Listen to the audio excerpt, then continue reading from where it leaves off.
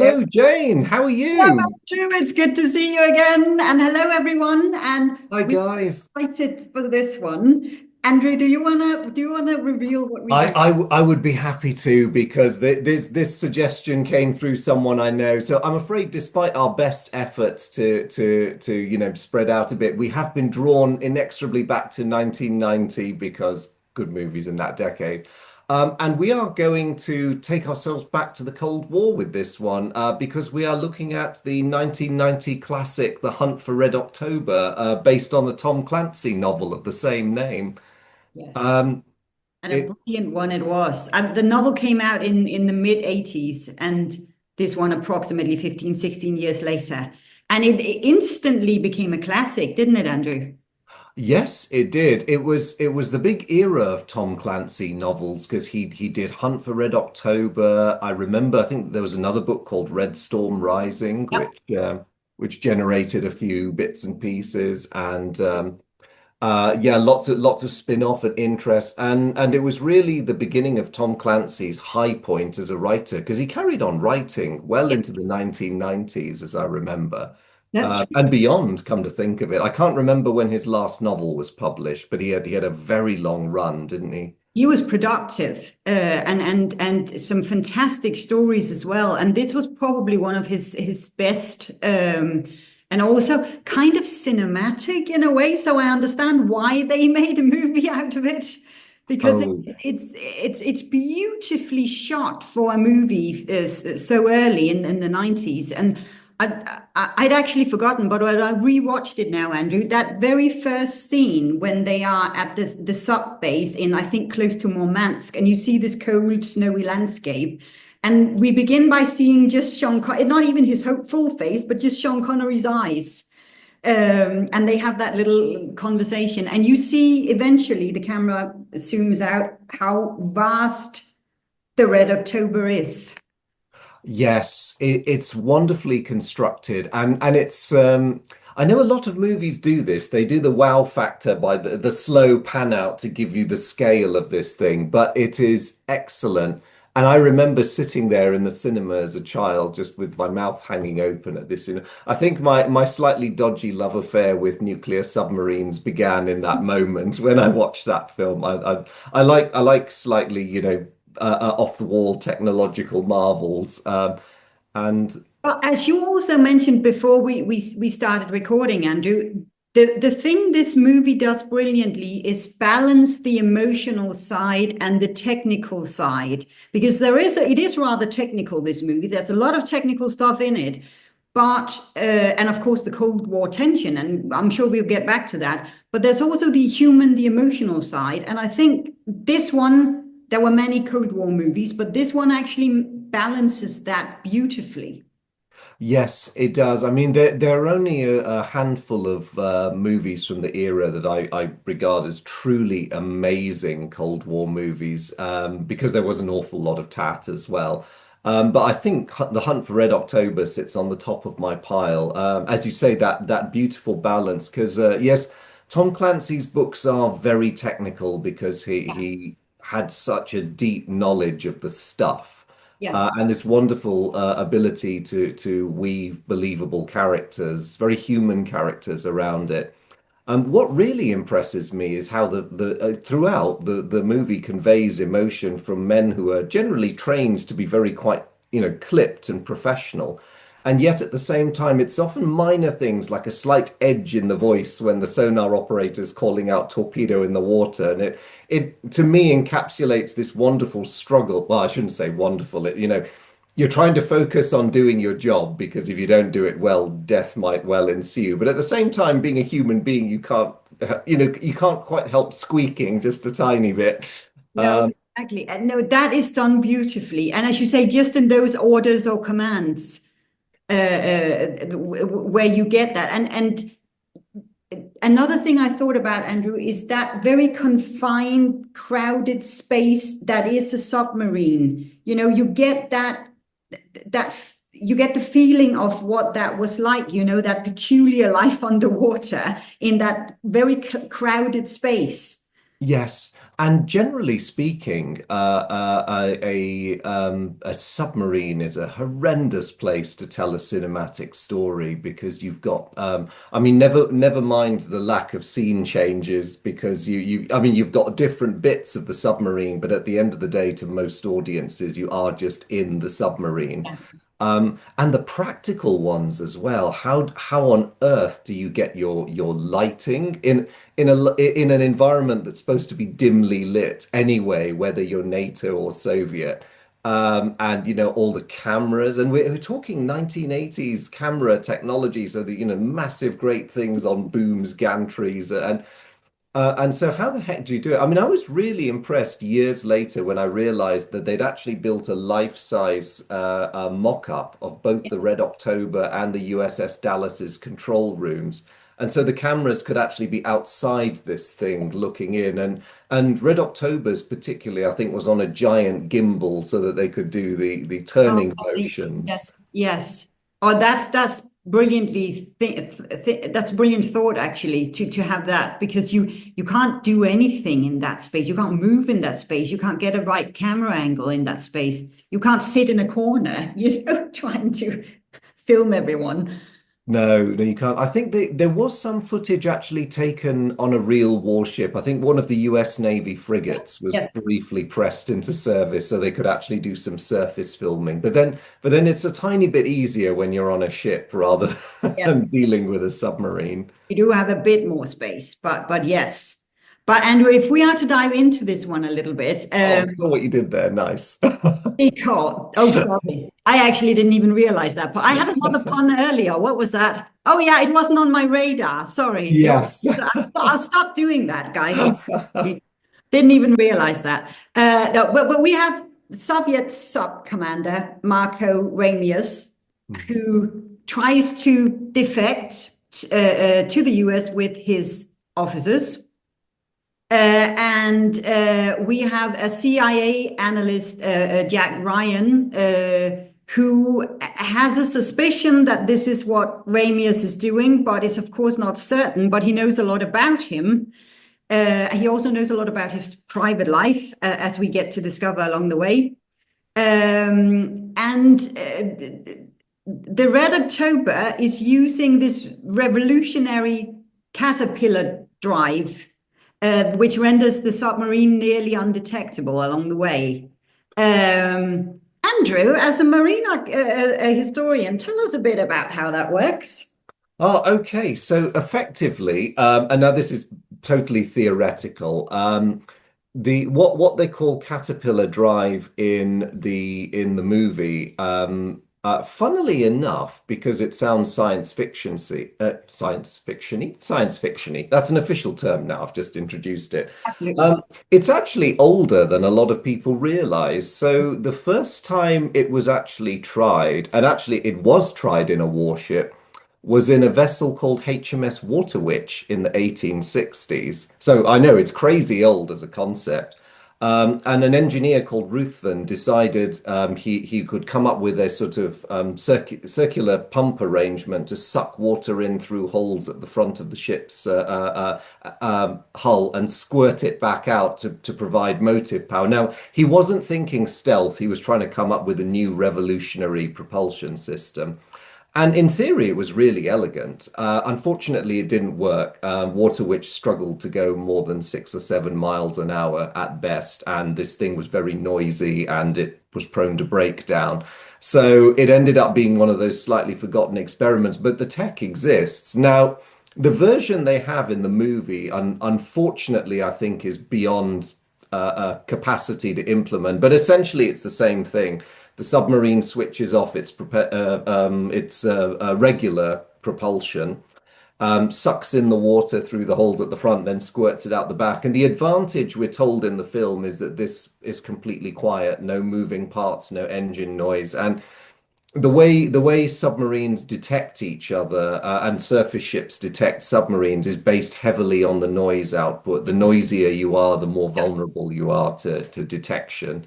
So by going completely quiet, the Red October has this massive tactical advantage over any other submarine out there.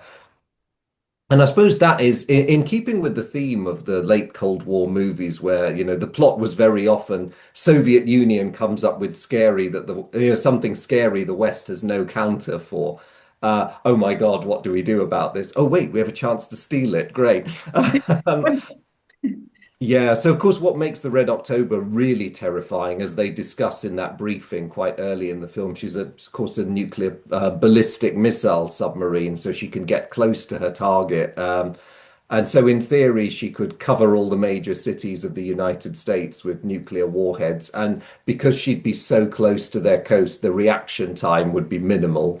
Usually, the missile defenses need at least a sort of mid or one third through across the Atlantic warning so that they can react properly.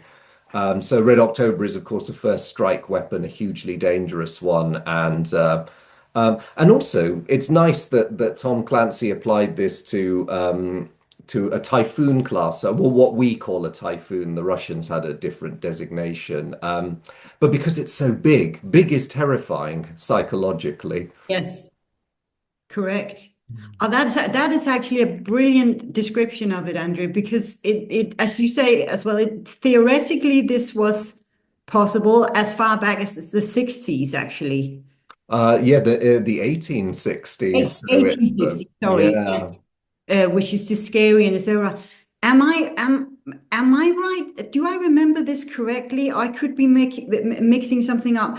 Wasn't there a Japanese test ship built in the 90s or something called something like the Yamato or something that used a similar principle? Am I on? Yes, I had totally forgotten about her. Thank you, Jane. Yeah, yeah, there was. That used a similar principle? I don't know. I just remember that name. I think I read in an article or something, but I remember there was a discussion about that test ship and how this would work or not, or if it would actually be an advantage. But I think the thing is, it is, as you mentioned, it is an incredibly energy hungry system, first of all, to run.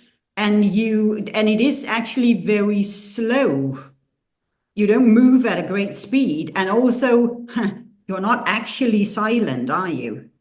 No, no. The thing is, when they do that throwaway line in the film about no moving parts, and therefore no noise, any pumping system is going to have moving parts and Yeah. generate noise. It's theoretically impossible to get away from that. And actually, I think interestingly, it mattered less for the Japanese effort because that they weren't so concerned about the noise factor. But it is notable that it is, depending on what marine engine you're comparing it to, conventional marine engine, it is at least as noisy, if not slightly noisier. So I think Clancy was probably waving his magic wand, whatever this buff effect is. Like I grant the Soviets massive technological advance. Which to not to insult them, but they could simply never have developed. It's wonderfully used in a good story, and as you say, it does depict how much he knew. You know, he was certainly technically very knowledgeable and very good at describing it as well. But Andrew, I also wanted to talk to you a little bit about the character of Ramius, because he has effectively gone rogue, hasn't he? Yes, he has, and I like the construction of it because I mean certainly I was guilty of this as a younger person. The this whole concept that Russian and Soviet kind of mean the same thing and are Yes. interchangeable, whereas to the poor people inside the Warsaw Pact, that's definitely not the case. And I really like that it's highlighted that, these various factors that Ryan is aware of that would make him, disgruntled with the state. Especially the mention that he's Lithuanian, of course, Exactly. very unhappy memories in Lithuania if you're thinking back to how the Warsaw Pact came to be created. I was thinking about that as well, actually. I thought that was brilliant, that little mention. And to give Ryan that insight, and he's also mentioning at some point during that board meeting he has where he's jumping at a general that uh, today is he says something like today is the year anniversary of his wife's death or something like that. So he has an insight into his personality and his emotional state of mind. Yes, yes. And although nothing is ever said, you as a member of the audience, and because we are all supposed to be implacably hostile to the Soviet Union, even in the 80s and Glasnost and all that, I think that they deliberately leave the details light as a very clever way of leaving you wondering, what the circumstances of his wife's death were, did she accidentally probably become an enemy of the state and have something Or horrible fall happen? out of a building.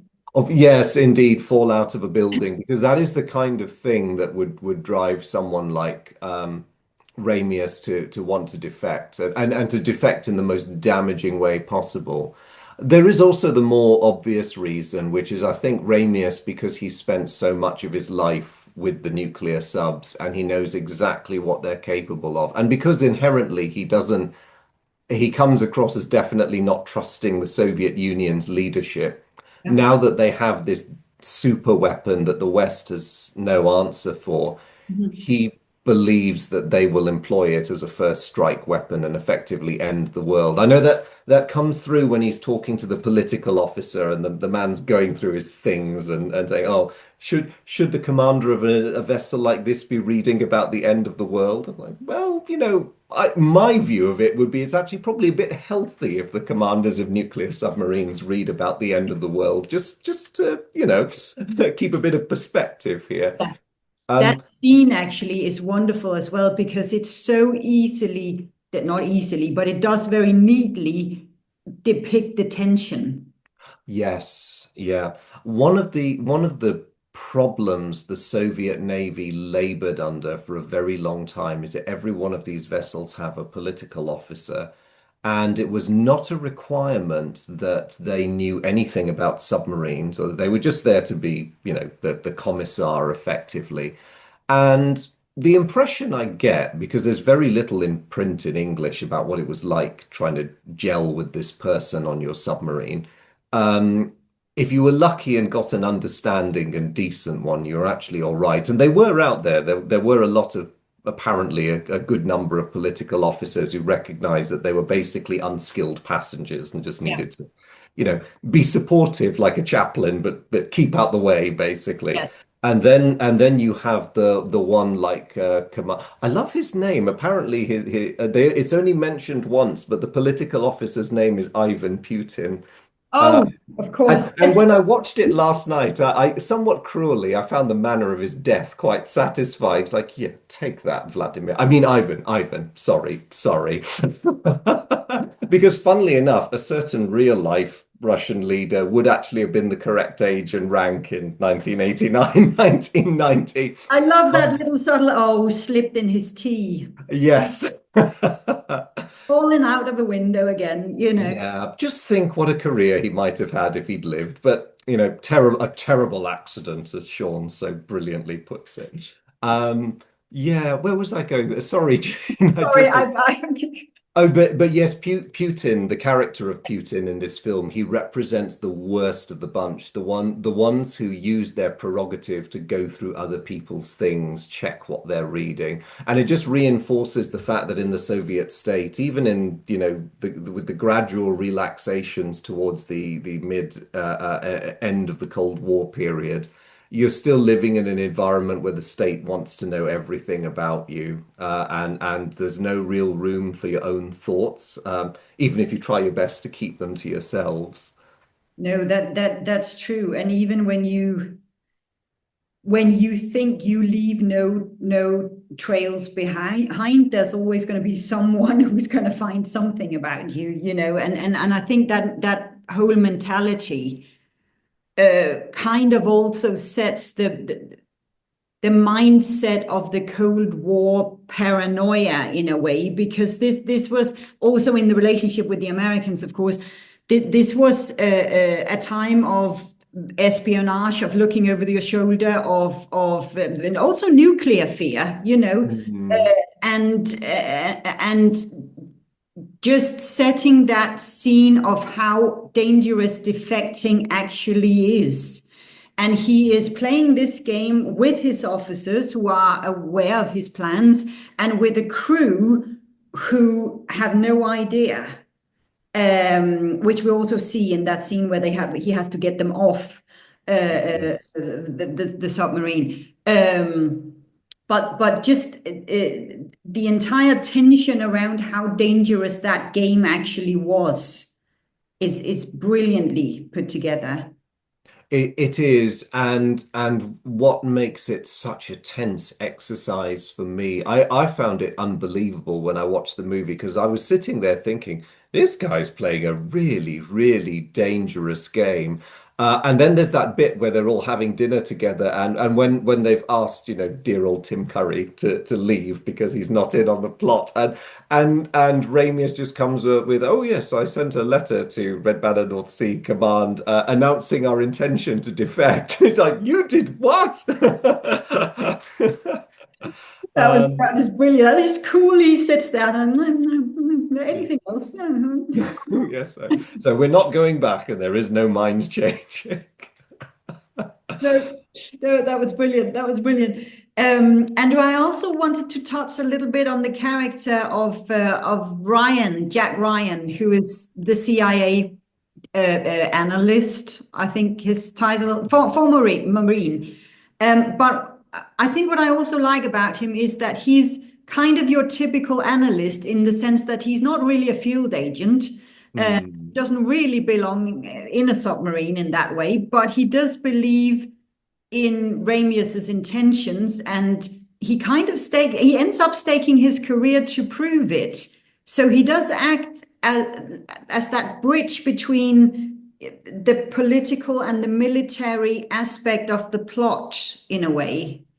Yes, he does. He is well, in many ways I consider Marco Ramius to be the central character, but I think that might be me falling victim to the amazing Sean Connery magnetism. You can't help yourself. Even in a film with such an incredible cast, you can't help yourself. But yes, Ryan is absolutely central, and I do love him as a character because he's so I have a low tolerance for action heroes who are completely invulnerable. I mean, Schwarzenegger's pretty much the only guy who can pull it off well, I think. I would have found it very unconvincing if Ryan was one of these people who somehow knew everything, could do it. I love that he's hugely intelligent, as you say, he's hugely knowledgeable, and he has that mental balance to be able to consider the military and the political and indeed the other elements. I suppose as an analyst, he should do that. Um, but yes, he's not without his weaknesses, and it's how he sort of works around those that makes him so appealing. And it's incredible to think in the context of the same film, he's telling the defense secretary, no, no, no, I'm not a field agent, but I'm expendable, right? Yes. And then a few frames later, he's leaping into the Atlantic to try and get to a submarine. He's going, no, I'm an analyst. I'm not supposed to do this. Wouldn't have joined up for analysis if he thought the job was this dangerous. But yeah, I do also love that exchange when he and Mancuso and their men and Ramius and his men finally meet on board the Red October. And there's that beautiful multilingual exchange, isn't Yes. there? Yes. Oh, that was so well done. Yeah, yeah. And of course, again, Connery has to finish stylishly when he's asked in Russian, is, prudent to understand one's enemies. He just goes in English, it is. It is. It is. That line in a slightly Scottish accent, that line was brilliant. Uh, Yes. and Isn't that, oh, sorry, go on, Andrew. Oh no, I was just going to say, isn't it a peculiar thing about some actors that because Connery just does everything or did everything so well, in some films there'd be a bit of criticism that he doesn't even try for even sounding Russian, but in his case, I think it wouldn't work. His regular accent carries so much gravitas. True. But there are a little bit of Russian lines between him and Vasily, Sam Neill's character. And they do it actually really well. But you're right, you don't really think about them speaking in English after that. You sort of just accept it. Uh, Yeah. his voice alone carries so much gravity that you kind of just accept that's the way it is. But that scene where they stand there sort of opposite each other, meeting for the first time is brilliant as well, and you can see that tension just in the room, and he Mm. knows he's got to be the first to take that step over and go. My officers and myself would like to request asylum, and he's the first one to reach out his hand. Yes. And in the moment he does that, you can sort of see the collective. Yeah, yeah, because it's I'm yeah, say what you will about his character, but Mancuso, who Scott Glenn does such an amazing job with. I don't blame him for carrying his pistol onto the sub, and he's actually quite right when he says to Ryan, would you be willing to bet your life on that when he says Yeah. he's going to defect because it's so funny. It's hard to think back sometimes the sheer weight of mental baggage from all those years of the Cold War, and especially for servicemen in Yes. the front line of that war. Which I mean, leaving aside the espionage and other things, the submarine service is really the cutting edge of the naval element. So you've spent the last couple of decades, convinced that these are your mortal enemies, even though there's no shooting actually happening, or at least nothing official. Yes, you're right. And sorry, but you're right. There is the Cold War in a way overall was a brilliant example of just how far the command center and the political decisions are from what is actually happening out there. And when you actually have to look someone else in the eye whom you have been taught to hate all your life. Yes, and especially Ramius because of his reputation in the context of the story. This is the Soviet sub driver. In He's a way, you see it as well in that going back to that board meeting, because Ryan there is actually trying to paint a picture of understanding of Ramius as a character. He trained most of their officers. He would be in a position where he could pick the ones he wants. He's actually trying to. I know him, he says at one point. He's actually trying to convey a picture of someone who's not just a cool officer, but who is actually human as well. Yes, yes, and it's brilliantly done. I mean, when he slaps the general down, I think he's taking a bit of a reach where he says like, "I had dinner with him once. Have you had dinner with him?" Because if things had been a bit more rational, the general could well have answered, "Well, no," but one dinner's possibly not enough to get to know someone that well. But I think luckily it's all diffused in time, and I must say that the Secretary of Defense does a grand Yeah, job of being this incredibly rational, yeah. level-headed guy. Because to be honest, in his position, if I was told that a potentially rogue, ballistic missile submarine was heading towards me, well, what would Donald Trump do? I wouldn't. I don't even want to think.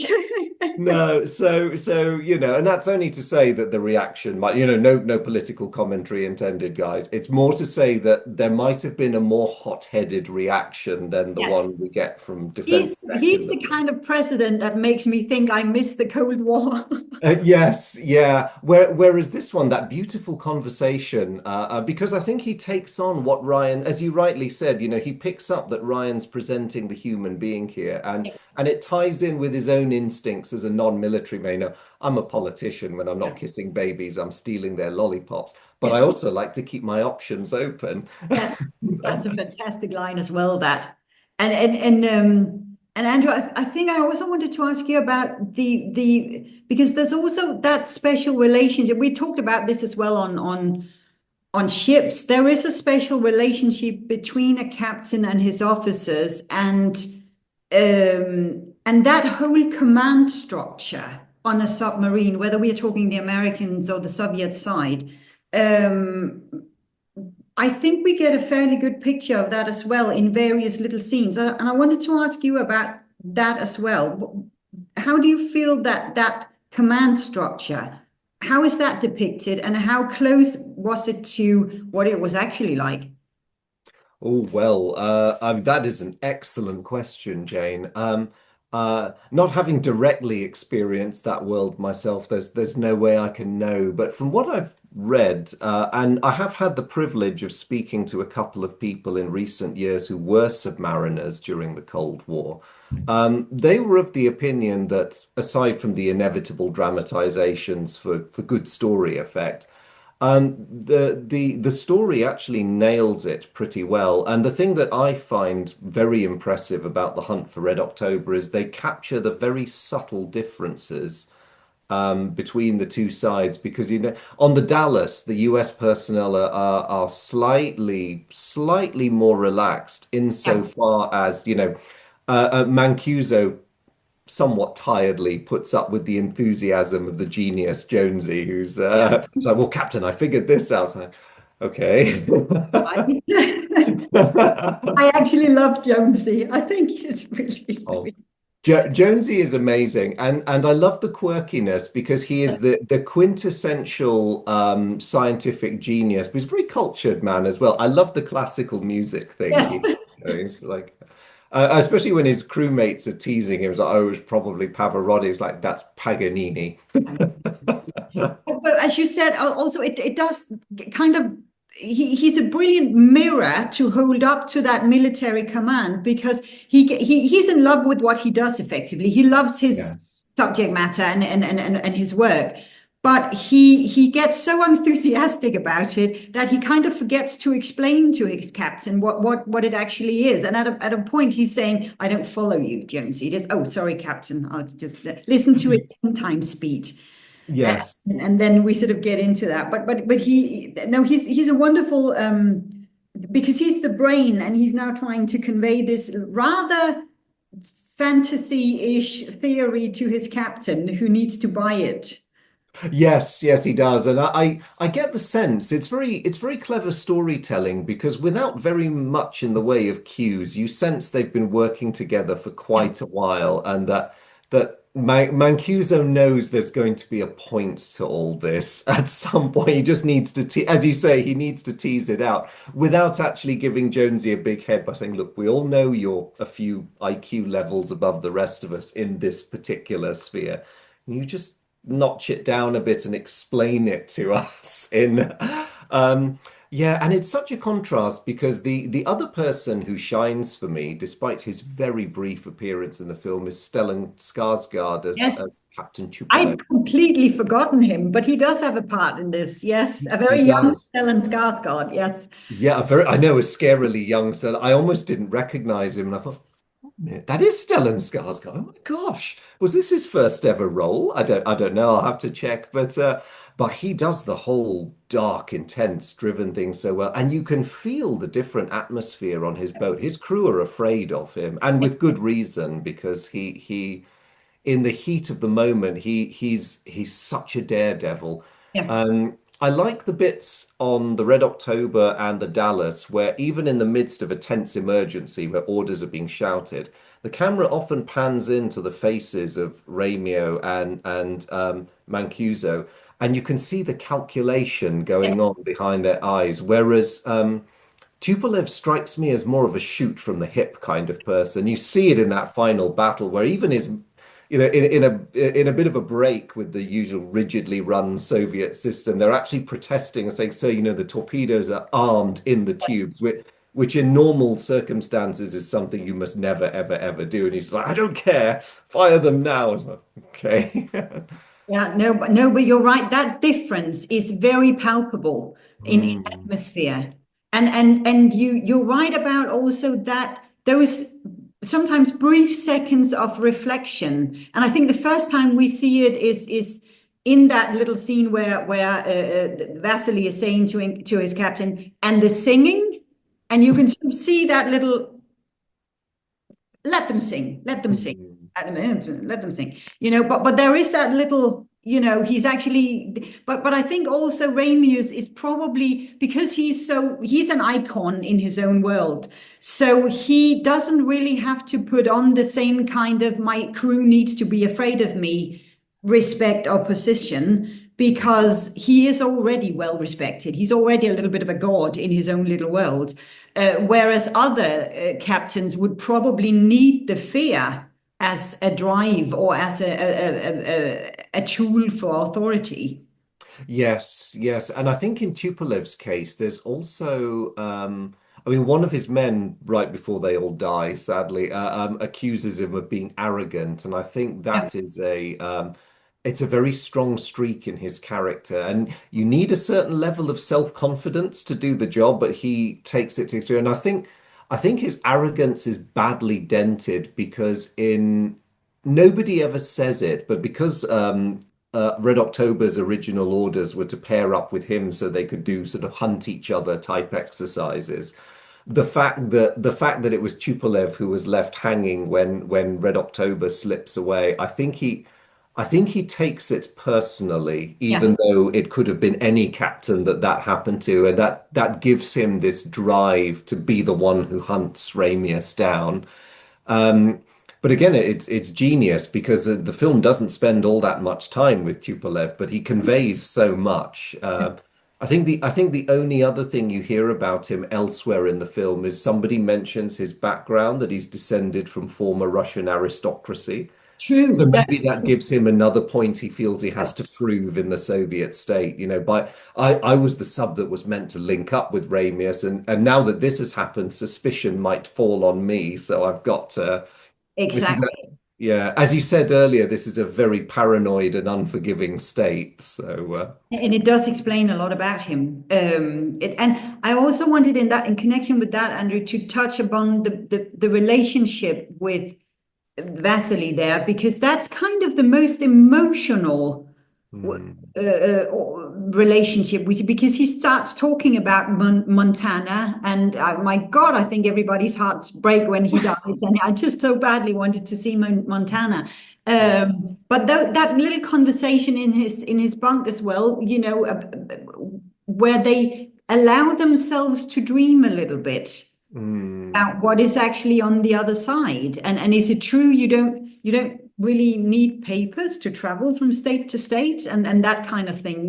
That also gives you, as a Westerner, the perspective into what the Soviet regime was like. Hmm.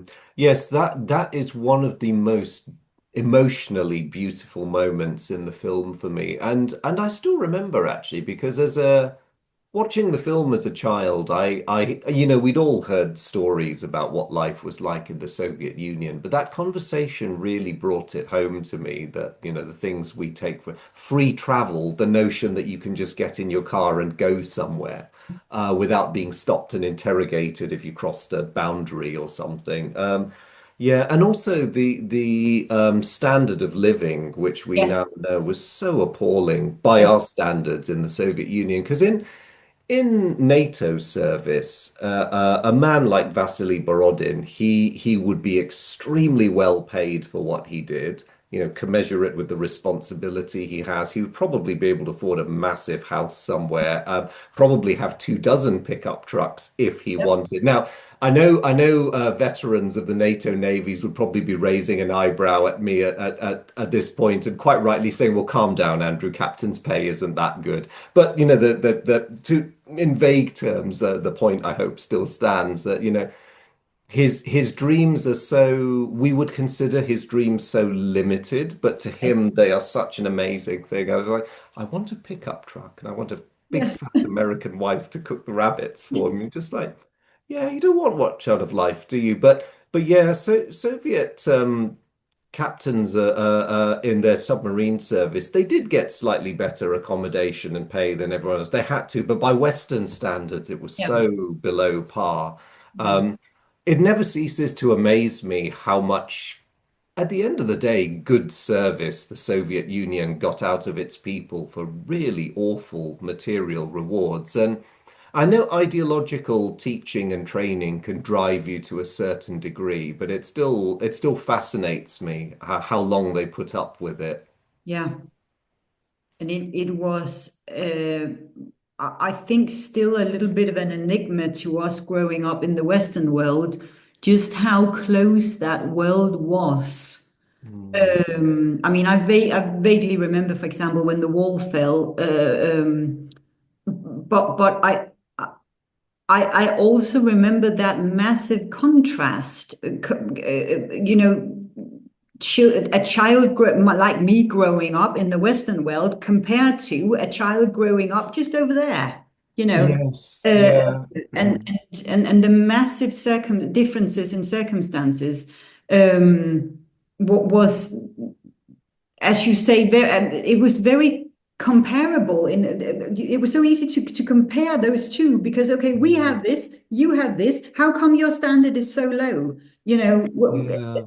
and and um, and so no, I think it opened a lot of people's eyes to just how different those two worlds were, and therefore also in comparison, just how bloody dangerous it was to actually defect. Yes, yeah. It must have taken a huge amount of courage, even without connections, as Ryan rightly highlights at the board meeting. It's okay for Ramius. I do wonder about some of the men who helped Ramius. I'm assuming if they agreed to help him like him, they would have no family connections in Russia. Because yes, hugely dangerous for them to make the attempt, but a virtual prison sentence or worse for any family that Yeah, they leave behind, because instantly, I can imagine in the wake of a defection, they'd all be quietly rounded up, and that would be the end of it. completely.